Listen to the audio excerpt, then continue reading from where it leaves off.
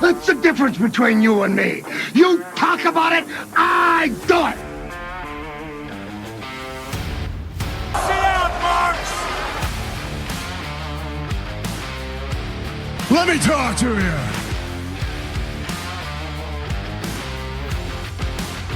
Acknowledge me.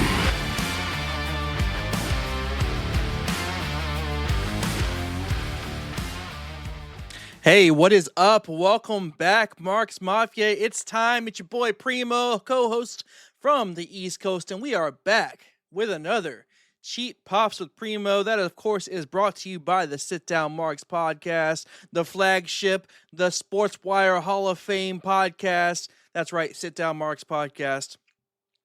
Before we get into what we're going to talk today on Cheap Pops, let's go over what you've missed in the last month or so. So at the beginning of April, we had DB Territory Treasures. DB's Territory Treasures, of course, Dibby Titty as I like to call it, but he went over, Crow Sting. Go give that a listen. Any of the Territory Treasures, I've said multiple times, standalone episodes, great listens. DB is great when he talks about any of these guys, whether it's Sting or any of the others he's mentioned previously. After that, we did debut a new segment or series that we're doing called The List. That debuted at the beginning of April as well. And this particular list was movies. So if you want to learn a little bit about the Sit Down Marks crew, our different tastes other than wrestling, you can go check out the lists. I'm sure that we'll have more of those episodes coming up later on. Those will be dropped randomly, but we'll let you know when. Then, of course, in the month of April, if you weren't aware or if you're living under a rock, WrestleMania happened. So, of course, naturally, like we do every year, we had the pre-show and the WrestleMania review show, full-length episodes. If you, for some reason, don't know what happened at WrestleMania now that was a few weeks ago, you can go check those out, or if you just want to hear our voices and you'll see how funny we are, you can also go check those out. But that's what happened in the month of April, and of course, coming up soon after this drops, in about another week or so, we're going to drop a new full-length episode on our current favorites, and we will be reviewing Backlash, which is coming up as well. So, let's get into what we will talk about today, shall we? Yeah! I'm just going to keep it simple. I went to my very first AEW event this past Wednesday. It was AEW Dynamite in Fairfax, Virginia. That's why like you guys know, I'm the co-host on the East Coast because I live over here in Virginia. And I have kind of made a bit of an adjustment in 2026. In the past, well, we've been doing this podcast for over 5 years now. I have kept up with AEW. There's been ebbs and flows with me as far as like how much I've kept up with WWE versus AEW and vice versa. But in 2026, I have made it way more of a point to keep up with AEW, keep up with the storylines, be excited for it. I actually was very excited to go to this event. It was my first AEW event, and, I'm not even going to sugarcoat that WWE is not making it difficult to go look elsewhere, to be honest. I'm a WWE lifer. I always have been.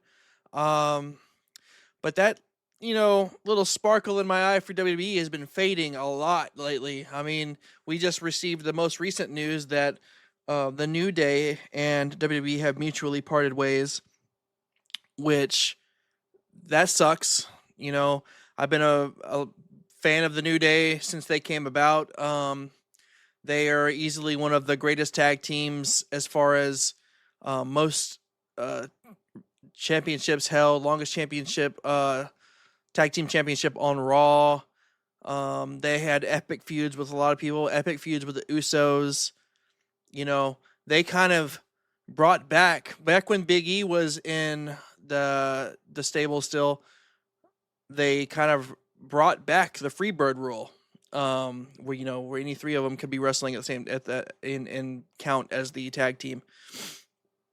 Anyway, I'm getting off a tangent there about the New Day, but no, between the releases, that's just a minor part, but because that happens every year, right? People are going to come, people are going to go. They want to freshen up the product, and I do get that. That's business, but also the ticket prices. It doesn't feel like it's geared towards families. I have a family of 4. If I want to go to a WWE show, it's not going to be cheap for me at all. Not only that, but the advertisements out the ass, those are super annoying. You get commercials, nonstop, ads nonstop, branding everywhere. And I get it. It's corporate. They've gone corporate anyway. TKO, the whole thing. It's super annoying. So anyway, if you, want to wipe your palate clean a little bit, there are definitely other options out there. And here lately for me, that's been turning to AEW. I don't even know when exactly I started watching it like regularly this year. It might have been at the beginning of the year, kind of like a New Year's resolution type situation, but I like certain things. I like MJF, I like Darby Allin, Brody. I like a lot of their wrestlers actually. I was really excited to see MJF versus Kenny Omega. I remember that. And then I want to say 2 weeks. Yeah, 2 weeks before I was going to go to this AEW event, after the Kenny Omega MJF match, Darby Allin wins the belt from MJF. And if you guys remember, one of the original Sit Down Marks logos, my face is on the right side of that logo wearing Darby Allin makeup. So that was pretty cool. I like Darby Allin. Let's get to this show that I went to. What ended up being the main event was going to be Darby Allin defending the AEW World Championship against Brody King. I guess Tony Khan must have heard that Primo was coming to the show for once. So he did not only make that match, but he also made a women's tag match. He made for the championship. Excuse me. There was 4 title matches. There was that match. There was Okada defended his title, and then we also had MJF versus the Jet, which is awesome. Kevin Knight. And we'll get more into that. But they opened the show with that. I really was excited. Anyway, that was the card before I even got there. Like I knew that much before I even was gonna show up. Now before I go into this experience, I'm just gonna talk briefly about my past experiences with the only other wrestling shows I've been to, which were indie promotions and WWE. So indie promotions, they are what they are. What you expect is what you get. There's no knocking those. Those are great. The environment's always great. Real intimate feel. Indie promotions are awesome. Now, WWE shows I've been to, live Monday Night Raw. I've been to Royal Rumble, PLE. I've been to several house shows for Raw and SmackDown. I was even on one of the little screens in 2020, during COVID, when they were in the Thunderdome. Back then, you could just sign up and you would be on one of those screens. I think I made it on there twice, where I was in the crowd of screens during the Thunderdome era. So I've been to a lot of WWE shows, both live and house shows. House shows are definitely more fun than than live shows, because house shows, wrestlers get to cut loose a little more fun, less obvious that you're on TV, like stopping or what I'm saying, rest hold for 5 minutes while they're in a commercial for Slim Jim. But I really enjoyed the Royal Rumble pay-per-view. That's one of my favorite shows I've ever been to. So really, the WWE shows were all that I ever had to go off of as far as a major promotional wrestling event. Now, let's go to AEW. I went to AEW Dynamite on Wednesday, which is live on television. Unfortunately, it was raining. So I drive up. I get great parking. Number one, it was at Eagle Bank Arena at George Mason University, which is where I'm going to probably get my master's. Cheap plug there. But George Mason, they have the Eagle Bank Arena. It's in Fairfax. The free parking, the parking was readily available everywhere. Not very congested getting there. I literally took me 25 minutes from my house, if that, to get there. I left and was there within the same hour that doors opened. So that was pretty cool. And anyway, it was raining. I arrived. I stood out in the rain with random strangers and actually spoke to people for like 10 minutes or so while we waited on the doors to open, which, I guess, talking to strangers isn't my strong suit, but it made the time go by while we stood in the rain. We got inside. I quickly found my seat. I was extremely happy with my line of sight to the ring. I was slightly elevated in the upper section, the 104 section, and that seat only cost me $50 from Ticketmaster, and that was after taxes. So that seat for a WWE show might have cost me like $150. So I don't know. It would have cost me more. I will say I did go. Now, I did say earlier I have a family of 4, but this particular show, I went by myself. It's on school night, Wednesday night. It's the end of school year. My kids have a lot of testing going on. They couldn't miss school the next day. So I did go by myself. It was 50-something bucks. Very economical. I even bought I went to the merch stand after I found my seat. They had a lot of merch on display. The thing that immediately caught my eye was the Death Riders jersey. And I'm not even like the biggest Death Riders fan. I like everybody in the Death Riders, but I really wanted one of those Will Ospreay Bruv jerseys. If they would have had that, I would have easily bought that. However, they did have the Will Ospreay Billy Goat shirt and the Death Riders jersey. So I kind of was stuck between those. I told the merch guy, hey, let me see both of those.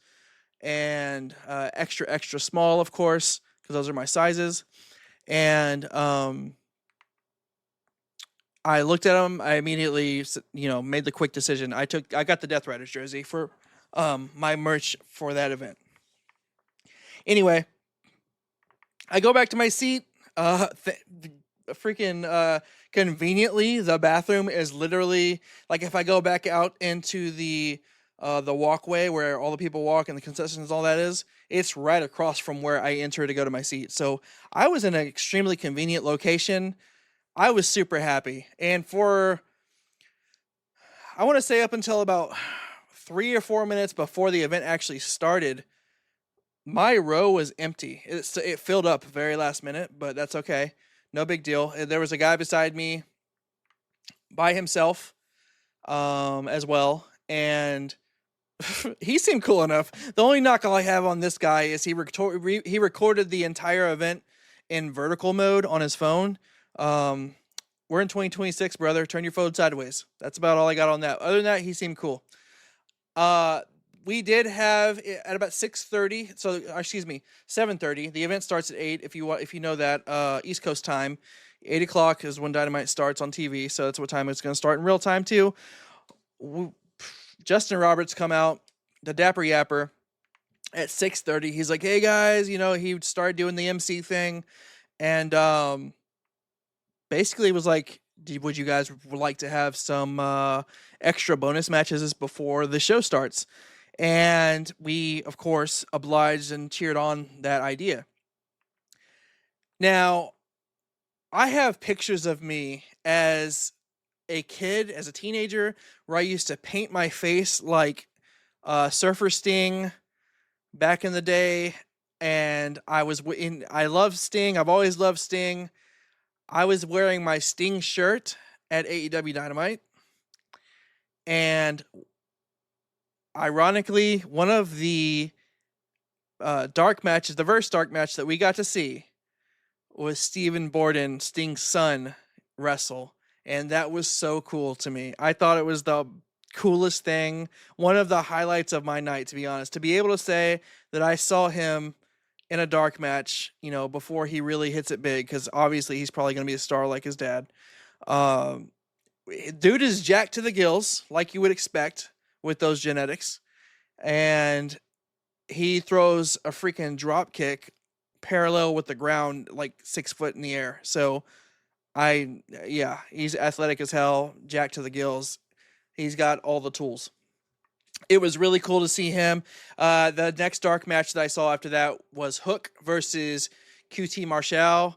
That was when one of the best chants of the night for me was that I heard the crowd say, which was Daddy's Boy. They kept calling Hook Daddy's Boy. And he, of course, flipped the crowd off and got on the mic and said, "I'm not a daddy's boy." And right after that is when the commentators came out, because Dynamite was about to begin, and it just so happened that coincidentally Taz returned that night. So that's funny. Getting to the rest of the night though, let's get to that, because you guys don't want to hear every single match. If you want to go back and watch Dynamite, you probably already did, but I'm just trying to talk about the event itself and my experience. I had a great time overall. There were no problems. There was no congestion with foot traffic, vehicle traffic. I had a great, fantastic fan experience. My seat was cheap, in my opinion. My line of sight was great. I was diagonal with the ring. I wasn't breaking my neck too much, but I was just high enough to where I could see everything, including what was going on the other side of the ring. I liked that they gave props to all the cameramen that are around the ring. That was pretty cool. People were chanting for the cameramen. I don't even know besides Stu, I don't know any of the other cameramen's names, but I now know the 3 guys that surround the ring, what their names are, that hold the cameras for AEW. It was really cool. They made a whole big deal. It seemed like every commercial break, so when the wrestling was going on, you know how on TV they do the picture-in-picture and keep wrestling for AEW? When you're there, you have no idea that you're in commercial, because they just keep wrestling like normal. Now, when they're in a commercial break, whenever it's like nothing else going on, Justin Roberts will come over. He'll say, "Hey, we're in a commercial break," but they don't stop the activities there. Like, he's like goes around looking for the best sign, which of course usually happens in most wrestling events. So that's normal. They upgrade a little girl all the way to front row. They made a big deal. Got her picture taken for her birthday. That was pretty cool. That was all during a commercial break.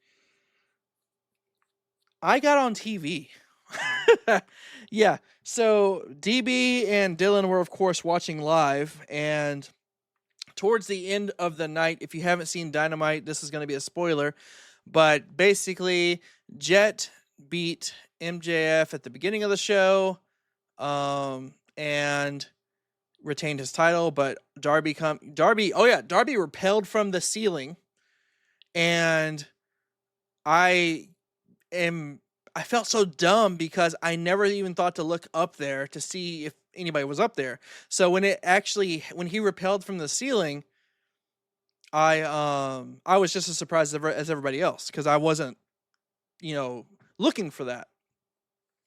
But anyway, that came down to where, Jet's going to challenge Darby next week, blah, blah, blah, if he beats Brody King. So during Brody and Darby's match in the main event, I'm just chilling watching the match, and next thing you know, I look down and I noticed that security has started to cordon off my area, and I'm just 4 seats behind the exit for that level.